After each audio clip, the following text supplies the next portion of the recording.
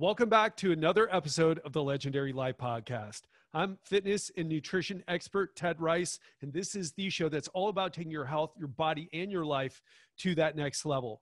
Today is going to be one of the most important interviews you've ever heard. Why? Well, 1 in 2 Americans has a chronic disease, and 1 in 4 has multiple chronic diseases. 27% of kids now have a chronic disease, up from just 13% in 1994. Chronic disease is responsible for 7 out of every 10 deaths. And chronic disease is shortening our lifespan, destroying our quality of life, bankrupting governments, and threatening the health of future generations. Sadly, conventional medicine, with its focus on managing symptoms instead of diving deeper and treating the root cause, has failed to address this challenge.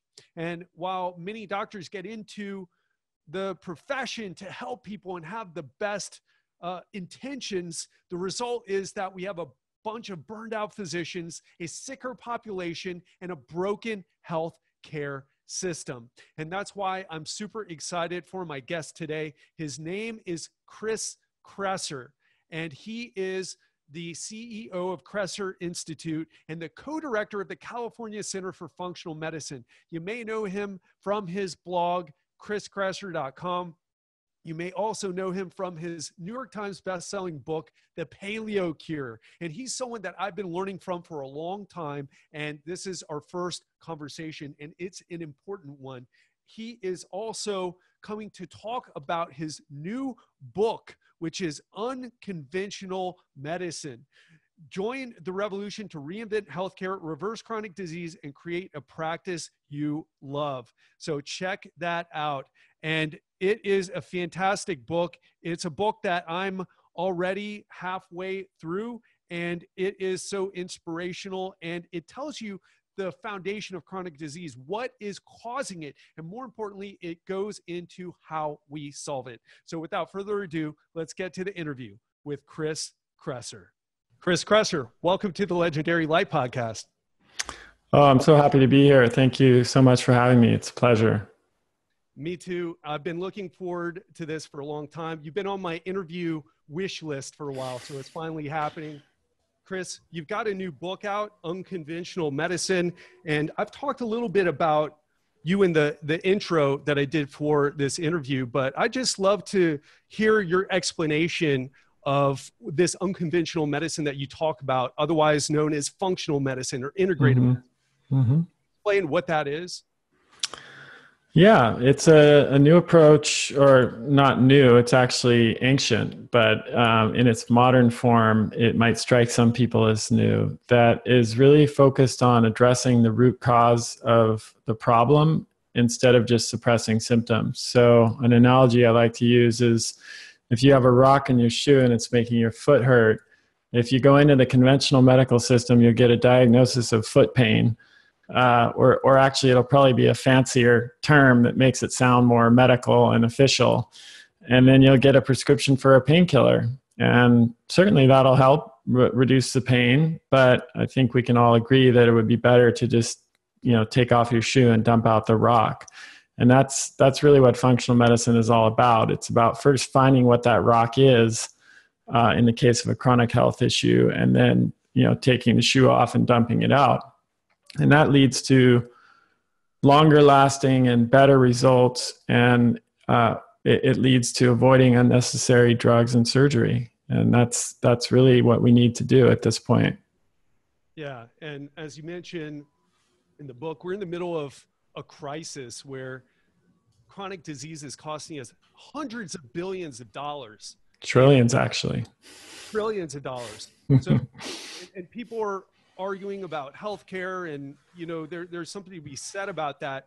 But the reality is, even if the government pays for everyone's healthcare, we're still going to go bankrupt unless something changes.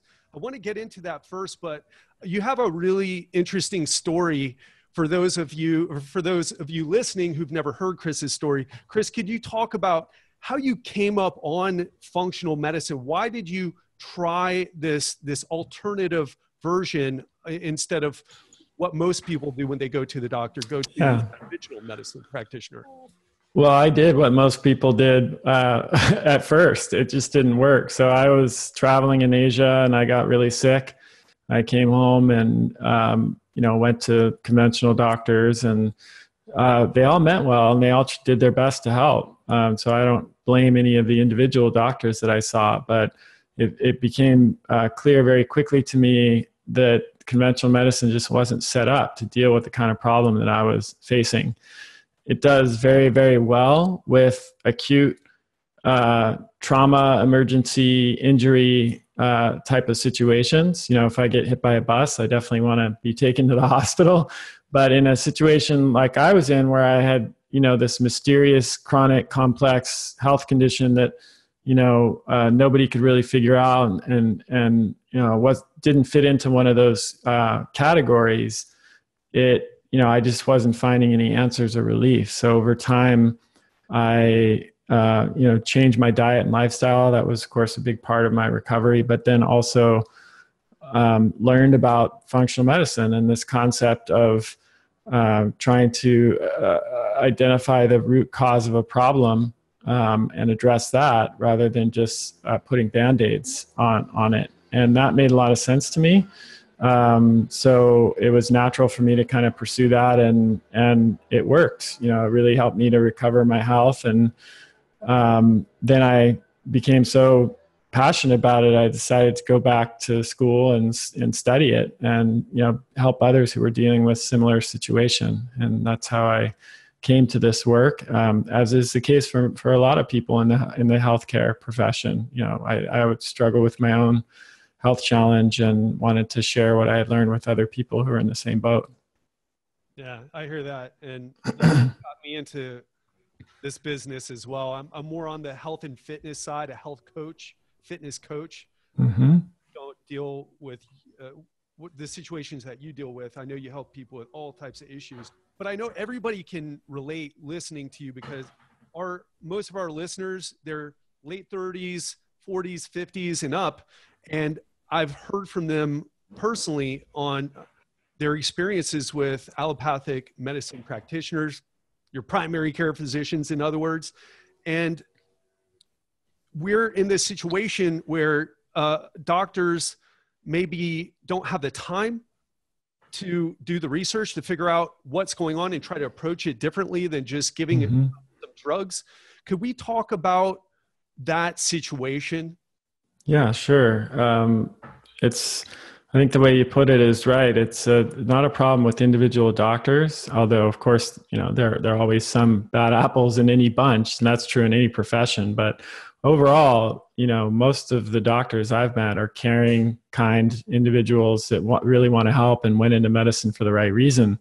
It's a systemic problem that we're facing, and there are a number of reasons for the system that we have. Some of the ones that are better understood are, conflicts of interest. So for example, what's in the interest of a pharmaceutical company is to sell more drugs. And that may or may not be in the best interest of patients and practitioners. Often it's not. We also have insurance companies. The interest of the insurance company is not always in alignment with the doctor or the patient. And so there are a number of, deeply entrenched financial interests that are invested in maintaining the system that we have. But I would actually argue that the bigger problem is just we have the wrong paradigm for addressing chronic disease. And as I mentioned, our medical paradigm was really more appropriate for acute problems. And that's because it evolved during a time when acute problems were the biggest issues that we faced. Back in 1900, top 3 causes of death were all acute infectious disease: typhoid, tuberculosis, pneumonia. Other reasons that people would go to the doctor at that time were also acute in nature, like a broken bone or a gallbladder attack or an appendicitis. And the treatment was pretty simple. It was, you put the bone in a cast, or you take out the gallbladder or the appendix, or later you give an antibiotic for the infection and you're done. It was pretty straightforward. But chronic diseases are a whole different ballgame. They're complex, they're difficult to manage, they usually last for a lifetime, and they don't lend themselves to that one, problem, one treatment, one doctor kind of approach. They usually require multiple doctors, In fact, we have different doctor for every different body part at this point.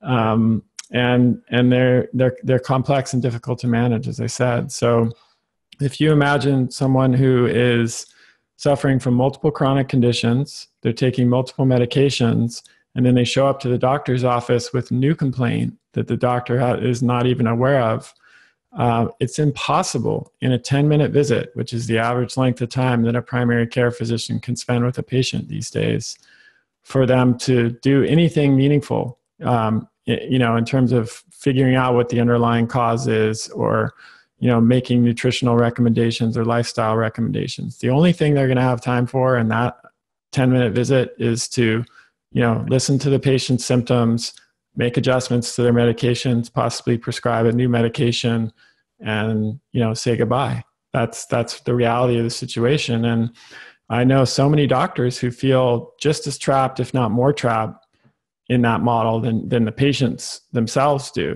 They know that they're not serving patients the way they set out to when they decided to enter medicine, and they feel terrible about it. And in fact, this is leading many doctors to quit medicine. A recent survey suggested 50% of doctors have thought of quitting medicine. 70% think that medicine is heading in the wrong direction. 49% either often or always experience feelings of burnout. So the problems with our healthcare system don't just affect patients, they affect the doctors as well. Yeah, so well said. And I work with a lot of doctors. I train a lot of doctors. Mm-hmm. And, it just, it's a tough situation. Chris, I'd love to talk a little bit about the problem. That's the big elephant in the room that people think a workout will solve, or a diet program or a diet book will solve. And that is our environment. And I know you're big in this, big into ancestral health. And sometimes we don't realize that it's, you can follow a diet, you can follow an exercise program. I certainly do. Other people are fitness minded do, but you're really working against the grain. You're fighting an uphill battle. In fact, from the studies on blue zones, we know just moving to one of those blue zones, that's going to solve a lot of your problems. And living in a place like a city like I do here in Miami Beach, or New York City, or someplace like that, you're bombarded by light. You're surrounded by food everywhere, and most of it's processed, convenient food.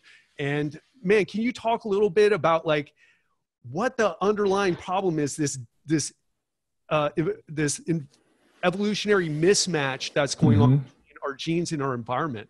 Yeah. I mean, this is of course one of the premises of my book, and I think a lot of people don't actually see it this way, which is interesting. Chronic disease has become so common now. One in two Americans have it. 1 in 4 have multiple chronic diseases. So every one of us either has a chronic disease or knows somebody that does have one, right? Nobody is not affected by it. And so because of that, we've come to accept it as normal. We just think it's a normal part of being human. Just like if you go to the doctor and you say, hey, I'm starting to have, I'm 45, 50, I'm starting to have some memory problems. They just go, you're just getting older. It's just part of the deal. It's all seen as kind of normal. But there's a really big difference between what's common and what's normal. And that's what we've forgotten. It's not actually normal for human beings to have chronic disease. That's one of the, if this is the only thing that people listening to this come away with, that's what I would like it to be. It's not normal. And how do we know this? Because we have studied traditional hunter-gatherer populations that around the world, in places like Bolivia and Paraguay and the South Pacific and Africa, that despite some contact with the West, industrialized world, have still managed to maintain their traditional diet and lifestyle. And what we see in those populations is that these folks are remarkably lean and fit, and they're virtually free of the chronic inflammatory diseases that plague us. They don't get diabetes, they don't get heart disease, at least not nearly at the rates that we do. They're not obese or overweight. They don't get Alzheimer's or Parkinson's or dementia. there's a stark contrast. And some people have said things that they've argued, hey, that they don't get those diseases in those places because they don't live long enough to acquire them. They all die when they're 30 or 40 years old. But that's actually not the case. It's true that people in those areas have shorter lifespans on average, but that's because they don't have access to emergency medical care. And some recent studies have found that when they do have access to even the most rudimentary form of medical care, like walking for half a day to a rural medical clinic, they live lifespans that are equivalent to our own, but they reach those ages without acquiring any of the chronic diseases that we get. And an example of that is a population called the Tsimane, and they're in Bolivia. And there was a series of articles in the New York Times earlier this year about them. And they have an incidence of heart disease that's 80% lower, than 80% lower than that in the US. And 9 in 10 Tsimane adults between the ages of 40 to 94 have completely clean arteries. They did CT scans on these folks, which means they have no risk of heart disease at all, at least as we currently understand it. They also had virtually no dementia or Alzheimer's disease. So here we have this population that has very little access to modern medical care. They actually have much higher rates of infection than we do because they live in in a river basin. So they have parasites and all the other things you would expect a population that's living outdoors in close contact with a river to have, and yet still they're incredibly healthy. So why is that? You already answered the question. It's that if we took those Tsimane people, it's not their genes. They have the same genes as we do. So if we took them and dropped them in Miami Beach, like you said, or New York City, they would develop the same health problems that we all suffer from. And that's because there's a mismatch between our genes and our biology, and what our bodies are hardwired for, and the modern diet and lifestyle that we're living today. Yeah, and I forget the name of the tribe. I've been a couple tribes, but there's a tribe in Mexico. I'm sure you're familiar with the studies where they live partially in Mexico and then they migrated to Texas, and the genes are absolutely the same, but the people who migrated just over the border who have a modernized lifestyle develop diabetes and all these other issues where, the behind in Mexico don't. That's the Pima and the Pima. Mm-hmm. Yes, absolutely. Yeah. So that's proof right there that it's not just about the genes, it's about the environment and how the environment affects gene expression. And this is true not just for human beings, by the way, it's true for every other organism on the planet. If you think about like hydrothermal bacteria that live deep in the ocean, so deep where it's absolutely black, there's no light. It's one of the few organisms on the planet that can survive without light, because most other organisms require photosynthesis, at least, for plants on their own, or for people who eat plants or whatever, or people who eat, animals that eat plants, or, we all need light in some way. But these hydrothermal bacteria have adapted in this environment, these really extreme environments, so that they can survive on chemicals that would kill almost every other form of life. And that's an example of how the environment powerfully affects, evolution and what enables a particular organism to survive and thrive. And if you took that hydrothermal bacteria and you dropped it in a shallow ocean, it would die. It wouldn't make it. It's not that extreme for us. We're able to survive in a suboptimal environment, but our health certainly suffers as a result. We can't escape the fact that we are products of that evolutionary adaptation. Our bodies require certain nutrients, and both macronutrients and micronutrients to function properly. And we get that in our ancestral diet. Our ancestors ate mostly meat and fish, wild fruits and vegetables, nuts and seeds, and some starchy tubers, rich in all of the nutrients we need, naturally low in calories, plenty of fiber to feed the beneficial gut bacteria. But today, the top 6 foods that we eat as a percentage of calories are sugar sweetened beverages like sodas and colas, alcohol, fried chicken dishes like chicken nuggets, bread, pizza, and grain-based desserts like cake and cookies. So those foods are nutrient poor, mean they don't have the nutrients that we need. They're high in processed and refined sugars that create a toxic environment in our gut. They're inflammatory, and they're naturally high in calories. So it's literally the exact opposite in every way of our ancestral food environment. And that's why we are a nation of, 4 in 10 of us are obese now. And 1 in 3 of us have diabetes or pre-diabetes. It's a natural consequence of what you would expect to happen if you created, the kind of environment that we have.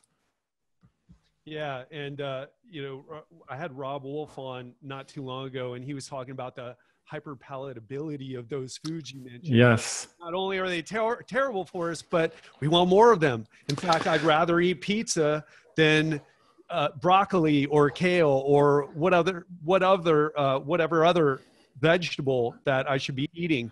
And yeah, I'm curious, Chris, because let me just jump in and say one thing about that, because it's something super important for people to understand, because I think there's a perception that when we overeat or when we eat unhealthy foods, it's something wrong with us. There's something broken about me. I don't have enough willpower. I'm weak. I'm lazy. Whatever. That's just simply not true. The truth is that we are all acting out our evolutionary programming when we seek out those foods, because human beings evolved, and I'm sure Rob might have mentioned this, but human beings evolved in an environment of food scarcity. So the biggest problem we had for the vast majority of our history, even right up in some parts of the world, it still is that way, of course, but it all over the world for all of human history, food scarcity was a much bigger problem than food abundance. So our bodies are programmed in a way that would help us to survive in an environment of food scarcity. What does that mean? It means we seek out foods that are calorie dense. We seek out foods that are hyper palatable, because it means that there might be more different kinds of nutrients. And same with variety. The higher variety of food we would eat in a natural environment, the more different types of nutrients we would get, because there wasn't pizza and cake and cookies. It was just different types of nutrient dense food. So we are genetically programmed to seek out rewarding, palatable, calorie dense foods, and the people who were most successful at doing that would have survived. Right. So we are the ancestors of people who successfully sought out all of those who had the most powerful mechanisms for seeking those foods out. So that's all well and good in an environment of food scarcity. But what happens when all of a sudden we find ourselves living in an environment of food abundance, where you have a 7-Eleven on every corner with 64-ounce big gulps and Twinkies and cheese doodles, and you've got Costco with mega sizes of everything, and you go out to a restaurant and they bring you a plate that's as big as the table. We do not have the genetic and biological machinery to resist that very well. On the contrary, we are programmed to go for it. And it's very difficult to override that programming with your conscious brain. Absolutely. I mean, I've been in fitness for 18 years and professionally, and I've been doing this lifestyle for even longer, closer to 20. And I still have problems. And Chris, another thing that's important to mention, and I don't like to get too conspiratorial or anything like that, but it's because I really believe it's up to us to manage our behaviors, to learn what's going on and to manage ourselves accordingly. But there's food scientists. I remember reading Fast Food Nation when it came out. There's food scientists off the New Jersey Turnpike trying to put things together in a way that will trigger these reward sensations in your brain, so reward pathways in your brain, and the advertising that we're bombarded with at all times. Can you speak a little bit about that? Are you aware of the research? How does that affect people with all those food advertisements. I agree with you. I don't think it's a conspiracy. I just think it's a natural consequence of the market-based forces that we live, that we're subject to. We have big food companies that are public corporations that their mission is to sell more of their products. That's their job. And that's how they reward shareholders, and that's the way capitalism works. So it's not really a conspiracy. It's actually the natural result of the way that things are set up. And I'm not arguing that there's anything wrong with capitalism or that we should have a different system. I'm just pointing out that is the expected result of the system that we have. And the problem with that is that everything that I just mentioned about food scarcity and food abundance and how we're hardwired, that's all science. That's all actually well established. And we're not the only folks who know about that. These food companies, they know about that science too. And not only that, they actually hire scientists who are experts in what's the homeostatic and hedonic systems of the brain that govern our food intake. There are people who study this and get PhDs in it, and they actually are experts in how to manipulate that system so that we will eat and eat and eat. Some of your listeners are probably old enough to remember the Pringles advertisement. "I bet you can't eat just one," was their tagline for so long. And you know what? That was a bet they knew they would win, because they engineered those chips so that you couldn't eat just one, because they trigger every single reward, they push all the right buttons so that you will keep eating even beyond the point that you're hungry. And, there's a little thought experiment that I often ask people to do that makes this clear. If you imagine two plates, and on one side you have a steamed white, steamed potato with no salt and no fat of any kind. It's just a russet potato and it's steamed. And then on the right, you've got, let's say, Pringles or any other, potato chips that you like on the plate. I think it's probably pretty clear to most people that you're only going to eat as much of the potato as it will take to satisfy your hunger, and probably not a single bite more, because it's not very palatable or rewarding. But most of us have had the experience of eating not only enough potato chips to satisfy our hunger, but many, many more than we needed just to satisfy our hunger, or ice cream or any other food like that. So that's the kind of food environment that we live in now. If we were just dropped into the Tsimane village, it would be probably hard for many of us to overeat, because their diet is so simple and, just nutrient dense whole foods, not a lot of sugar or, added fat or other things that stimulate those reward mechanisms. So I think it's helpful to actually be aware of the forces that are working against us, not in a conspiratorial way, but just in the way that they're not supporting our efforts to health. Because if you become aware of that, then you can limit their influence over you. You don't keep those foods at home, for example.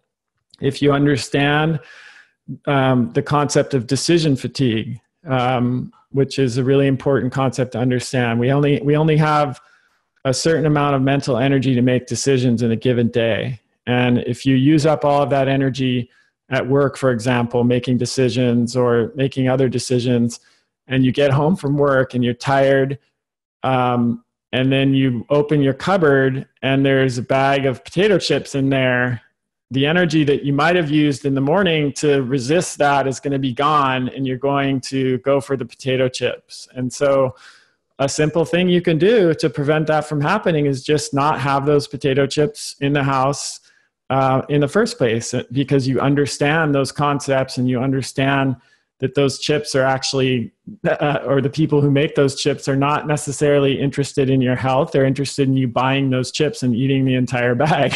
That's what works for them. Yeah, so true. And, unfortunately, even though I interviewed an insider from the food industry, and the companies actually make more money selling the produce and the meat, but people just are drawn to it naturally. And, they actually make less money off the processed food, but if they sell it in big enough bulk, which they do, I mean, they make more money on that. Chris, I want to jump in. Well, it's also subsidized. It's also subsidized. That's another major thing that we need to be aware of. And this actually relates to medicine too. So, corn and soy and these commodity food products are subsidized. It makes it cheaper, for farmers to grow them, and they make more money when they sell them. And that actually encourages a certain kind of industrial food system that is, again, not in our best interest. In the same way, conventional medicine is subsidized, so that if you go to the doctor and you have high cholesterol, the conversation that doesn't happen, but that could happen is like this. Okay, you have high cholesterol. You have two options. You can change your diet and lifestyle, and that will bring down your cholesterol. But sorry, your insurance company is not going to pay for any of that. They're not going to pay for your gym membership. They're not going to pay for your healthier diet. They're not going to, pay for your coach or nutritionist who helps you to implement any of that. Or you can take this statin drug, and guess what? Good news, your insurance company is going to cover, nearly 100% of that. So that's the impact that subsidies have on medicine, is they actually powerfully influence the choices that both doctors and patients make, because for most people, money is a limited resource, and, that has to be part of the consideration. So it's important to keep that in mind when we talk about how to change healthcare. Yeah. And, a lot of the PTs and chiros that I know are people who can either work for cash or bill insurance, choose not to go that route and not to mess around with insurance simply because it's such a hassle at the moment. Yeah. Chris, I'm wondering, man, how do you live an ancestral lifestyle? You're based out of California, right? You live in a city. So how do you do that? How do you make it work? There's definitely some effort required, but I think once you get some of it set up, it's much easier just to go with the flow once you've created that. So, there are lots of steps we can take to mitigate the impacts of the industrial environment. The most important certainly is food. And so as I mentioned, we practice what we preach. We don't keep foods in the house that I wouldn't, that I don't want to be eating or don't want my family to be eating.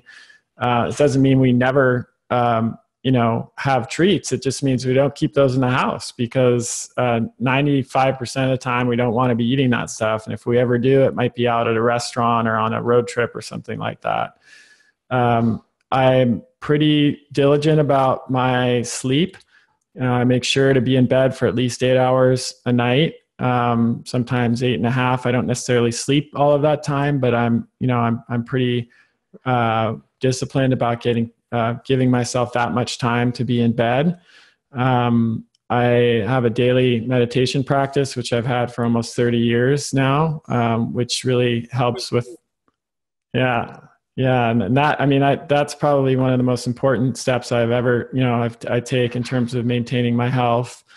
I limit my exposure to artificial light at night. So I wear these glasses. They're not right here. They're similar to these, but they have amber tinted lenses that filter out the blue light that's emitted from screens that can suppress melatonin and interfere with sleep. And I just don't use a computer or a tablet within an hour or two of going to bed, typically, if I can avoid it. I make sure to spend time with my family and loved ones. I think that's actually not only essential for happiness, it's also essential for health. I mean, we are tribal creatures, human beings. We evolved in a close-knit tribal social group setting, and in most of the world, we still live that way. It's only in the industrialized world where we live in these kind of more isolated, single-family social arrangements. So I think, and there's actually a study that showed that lack of social support is a greater predictor of early death than smoking 15 cigarettes a day. which I think surprises a lot of people. It certainly surprised me when I read that. I've not heard that, and that's surprising to hear Yeah. the way, but I definitely see how that could affect. Right. Yeah, it makes sense. It's an area of mismatch. You know, we are kind of programmed for that kind of social support and contact. And when we don't have it, it's not just our mental health that suffers, our physical health suffers. So, in a way, if you follow what I'm saying, what I'm kind of doing is trying to mimic the ancestral environment in a way that's consistent, you know, that's compatible with our modern life. I'm not arguing that we have to go to extremes like sleeping out in the backyard and, you know, wearing a loincloth. You can be a normal person, live a normal life, but if you just take a few steps to, to mitigate the impact of the industrial lifestyle, that those can go a long way. Yeah. I actually had a guy, Dr. Ben House, a functional medicine guy, who did move to the jungles of Costa Rica just to live this way. For most of us, I mean, I don't necessarily see myself doing that as much as I long for the health benefits. And it's not an option for for 99.9% of people anyhow. So. Yeah. And Chris, I want to get into your book because you're proposing a solution to this problem other than the solution that you just gave, this lifestyle, living more of an ancestral lifestyle, even in spite of your modern surroundings. The title of the book is Unconventional Medicine. Join the revolution to reinvent healthcare, reverse chronic disease, and create a practice you love. And in part, you're trying to get practitioners on board, people like me, health coaches, which, you know, I can't wait. I really want to go through your ADAPT program. I think it would be awesome to learn from you. Can we, and for anyone listening who is a health practitioner, you got to check out chriskresser.com. You've got to read this book. But Chris, for the people who aren't in the health profession, which many of the listeners, they're attorneys, they're executives, they're people, they're accountants with their own business. Yeah. Why would they need to read this book? Well, there are a few reasons. First is that if anyone in that group that you just mentioned is either dealing with a chronic disease themselves or has a family member or a friend that is, just by the nature of the statistics that we're talking about. Or if you're not yet dealing with a chronic disease, unfortunately, there's a pretty decent chance that you might be at some point in your life because of the statistics again. So the book is important for that group of people because as we started talking about in the beginning of the show, conventional medicine is not really set up to address chronic disease effectively. So if you find yourself in that group, or you have a son or a daughter or a sister or brother or a mother or father who's dealing with a chronic condition, you need to know what the best approach is. And that's what the book outlines in the form of functional medicine, an ancestral diet and lifestyle, and a collaborative practice model. So it's really kind of a primer for the general public about what healthcare should look like when it comes to chronic disease and what the potential is if you have a chronic disease. You don't have to accept the idea that you just need to take medication for the rest of your life and there's nothing else that can be done, which is often the explanation that's given in the conventional system. There are things you can do, and you often, in many cases, can reverse the disease even after it's started, or better yet, if you get a head start and you're healthy now, you can prevent the disease before it occurs, which is the best possible outcome. So that's number one. Number two is that even if you have no intention of entering healthcare, health and healthcare affects all of our lives on a daily basis. And I would argue that the people who are really going to lead this movement are not even not doctors and not even healthcare professionals in general. It's the general public. I can't tell you how many times I've trained, the doctors that I train. We ask them how they found out about me. The answer is, one of my patients brought in an article, printed out from your website, and I read it and I liked it, and I went and learned more, and I started following your work, and here I am. I mean, that happens all the time. we have mothers who have, followed my work and have been able to address, behavioral disorders like ADHD or even autism spectrum disorders in their kids, just from the information that they've picked up from, reading these kinds of books. So everybody needs to be actively involved in their own health care and also in the care of people around them, because there's, none of us that are not affected by this. Yeah, I would add to that. I feel like so many people, as I mentioned at the beginning as well, and we were talking about before, people are looking for like, oh, I need to lose some pounds. What diet should I get? What workout program? And those are all great things. And we should be active. We should be focusing on our diet and the foods that we're eating. But by reading your book, I feel like it'll cause a shift in their paradigm to realize what is behind all this, all the things that we've been talking about in this podcast already. But when you sit there and you read a book and you digest the information and you think about it, and it takes you a couple hours or days or whatever to read, it's a profoundly different experience. And man, one of the reasons that I like you so much, Chris, and appreciate you is there are a lot of holistic health people out there, or people who say they do functional medicine, who are not really evidence-based. And we can argue about whether that's a good thing or not a good thing. For me, I don't always need a systematic review of randomized trials to tell me something, like to use something or to experiment with something. Right. There's a lot of people out there who are not, they don't know what they're talking about. Yes. Yeah, no, it's true. And I think it is important to strive to be evidence-based in our, recommendations, whether it comes to diagnostic tests and procedures or treatments, because, medicine is not a harmless thing. You can actually harm people if you don't do the right thing. And that we all, that's why one of the first thing, the principles of medicine is first do no harm. So, it's really important to pay attention to the evidence base. I do want to address a common misconception, which is that conventional medicine is evidence-based and all other forms of medicine are not. We often hear this. The truth is, if there are a lot of aspects of conventional medicine that are definitely not evidence-based. So take the top selling drug right now in terms of sales is Abilify. So Abilify is an antipsychotic, actually. It was only approved by the FDA for psychosis.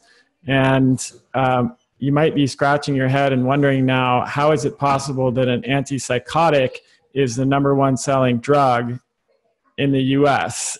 We don't, arguably there are obviously some people with psychosis, but not enough to make Abilify the top selling drug. Yeah. And the reason that it is because it's prescribed in an off-label way. So what that means is that physicians, part of their scope of practice allows them to prescribe a drug that was approved for one condition for other conditions, even though it was not approved by the FDA for those uses. They can also prescribe a drug for a population that a drug was never studied in. So for example, if a drug was approved in adults for a particular indication, they can prescribe it for kids, for that indication, even if it was never studied in kids. So that's what's happening with Abilify. You've got a massive amount of off-label prescriptions that are being made for Abilify in ways that it was never studied and shown to be effective by the FDA or shown to be safe. And yet here we are with Abilify being the #1 selling drug in the US. So that's not evidence-based. That's not an evidence-based use of that medication at all. And there's so many other examples. We could go on and on. But it's a misnomer to say that conventional medicine is always evidence-based. By the same token, functional medicine, people say, oh, there's no evidence for functional medicine. Well, that's kind of like saying, What's a good analogy? I'm struggling to find an analogy here, but it's functional medicine is a paradigm. It's an approach or a perspective. So you're not going to go into the scientific literature and find a study on functional medicine. It doesn't work that way. Functional medicine is a way of organizing our thinking. It's a way of looking at things. It's a way of approaching the body and approaching disease. So let me give you an example of how the evidence actually does support functional medicine. Take a condition like IBS, irritable bowel syndrome, very common. You can go into the research and find studies about Imodium and how it helps stop diarrhea. And you can find studies on, analgesic drugs and how they reduce pain for IBS. And you can find studies on laxatives and how they improve constipation. So you might think, oh, these are the only evidence-based treatments for IBS. But if you understand that SIBO, for example, bacterial overgrowth in the small intestine can cause IBS, or disrupted gut microbiome can cause IBS, or other problems, then all of a sudden you start finding studies in the literature that support those connections. And those studies all support functional medicine, but they don't have the word functional medicine in the title of the study or anywhere in the study. So people say, oh, it's misleading. You have to know where to look to find the evidence that supports functional medicine, but it's everywhere. Yeah, no, well stated. And it's an approach, and there are a lot of studies on the specific treatment protocols that functional medicine practitioners use. It's just there's not a study called a review of functional medicine, right? And I think, it's always great to have that hard evidence, but sometimes the clinical picture is going to be different. And you're able to get results with a person that required some detective thinking on your part and some experimentation to get the results. Could you talk a little bit about maybe a situation like a high cholesterol or high blood pressure, something very common, that how you would use a functional medicine approach? Yeah, those are really good examples because they're so prevalent. High cholesterol, as we said earlier, it's usually just take a statin and that's it. See you next time. But the truth is, there are actually a lot of things that can increase cholesterol that can be addressed. So one of those is poor thyroid function. And in fact, before statins or other cholesterol-lowering drugs were invented, doctors would often prescribe a low dose of thyroid hormone in order to bring cholesterol down. We know that a number of different gut issues can increase cholesterol levels. Helicobacter pylori, H. pylori infection, disrupted gut microbiome, intestinal permeability have all been shown to increase cholesterol levels. Insulin resistance and leptin resistance can increase LDL particle number, which is related to cholesterol. And so someone who has, diabetes or a metabolic problem could potentially have higher cholesterol as a result of that. We know that actually heavy metal toxicity, high levels of mercury or lead, have been shown to increase cholesterol. So we look at all these different things that could potentially lead to high cholesterol, and we address those. And then, in a lot of cases, the cholesterol will just come back down and normalize on its own. If it doesn't, it will still often come down. It might not go all the way to normal, but then we can start tweaking the diet and using specific dietary interventions and even supplements to get that last bit of reduction that we're looking for. And rarely do we need to use drugs, but even if drugs were used, they would often be at a much lower dose than would typically be used otherwise. Very similar for blood pressure. High blood pressure is absolutely a lifestyle-driven condition. There is no question at all. You do not see high blood pressure in traditional populations, and it is very susceptible to, very much driven by diet behavior and lifestyle. Particularly stress is a huge factor, but certainly, processed and refined foods, deficiency of potassium and other nutrients can be a big driver. Lack of sleep, lack of physical activity is a huge driver, of course. And so it's, I would say it's uncommon for us to be able to make really significant progress with those kinds of conditions with the functional medicine approach, even without getting close to drugs. Yeah. So it's not caused by a statin deficiency or a diuretic or, No. I mean, that's how conventional medicine, in a lot of ways, the way it approaches chronic disease is as a drug deficiency. So like you're saying, a statin deficiency or blood pressure is a diuretic deficiency, depression is an antidepressant deficiency, and ADHD is a stimulant deficiency, and the list goes on and on. Yeah. And Chris, if someone wanted to work with, I'm not sure if you take patients anymore, but if someone wanted to work with you or to work with someone whom you've trained in your ADAPT framework, where would they go to find that person? Yeah, so I take a limited number of patients right now. I'm probably getting close to closing again, but California Center for Functional Medicine, my clinic has 5 clinicians now, so we can accommodate a much greater number of patients than when I first started, when it was just me. So California Center for Functional Medicine, and then Kresser Institute website. That's my training website. And at the top right, there's a link that says find a provider. And we have almost 400 people that have gone through my training program or are at some, almost finished with it. Not all of them have completed all the necessary work to be listed in the directory, but quite a few have. So you can go there and put in your zip code and your address and search for a provider that I've trained there. And that's going to be growing and expanding, each year. Excellent. And I think it's really important. Referrals are super important. And you're someone who I feel super comfortable referring people to or referring to your network, because we don't want anybody who is going to try chakra balancing to help someone's depression or cholesterol issues. That might be okay in a holistic approach, but let's try some actual lifestyle supplementation, whatever it is that they need to get a change. Chris, it's been such a pleasure having you on the show. And what I love most about your book and your approach is like there's hope for people who feel stuck and they went to their doctor and it's like, 1 minute of maybe change your lifestyle or exercising more, but here's this prescription, and they walk away just feeling devastated and confused and not sure what to do.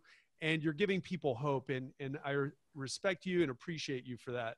Oh, I appreciate that, Ted, and thank you for having me on the show and giving me a chance to talk about this movement to reinvent healthcare and end chronic disease. I think together we can make a huge impact. As Margaret Mead said, never doubt that a small group of committed citizens can change the world. Indeed, that's the only way it ever has. And I really believe that that's true. As individuals, we can't necessarily do much on our own, but if we come together as a group to push this forward, we can, there's no limit to what we can achieve.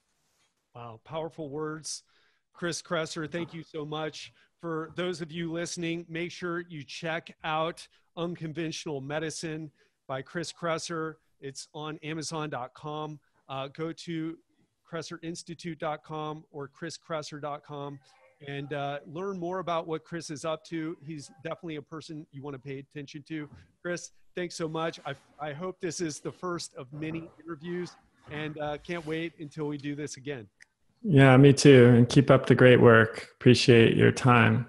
I hope you enjoyed that interview as much as I did participating in it. Chris is just a wealth of information. His heart's in the right place, and he's leading the charge to address chronic disease, helping practitioners like myself help our clients better. And he is just, like I said, just a pleasure to speak with him. Hopefully we'll get him on again soon and dive deeper into what we can learn about what we can do on our own to change our behaviors to help ourselves out. In the meantime, I want you to click subscribe on the channel if you want more interviews and videos just like this. I've been doing a podcast for several years. Now I'm starting video. I'm going to be doing video interviews. I'm going to be doing YouTube live interviews. So make sure you click the subscribe button to get all that as soon as I release it. You're going to learn some incredible things that will help you transform your health, your body, and your life.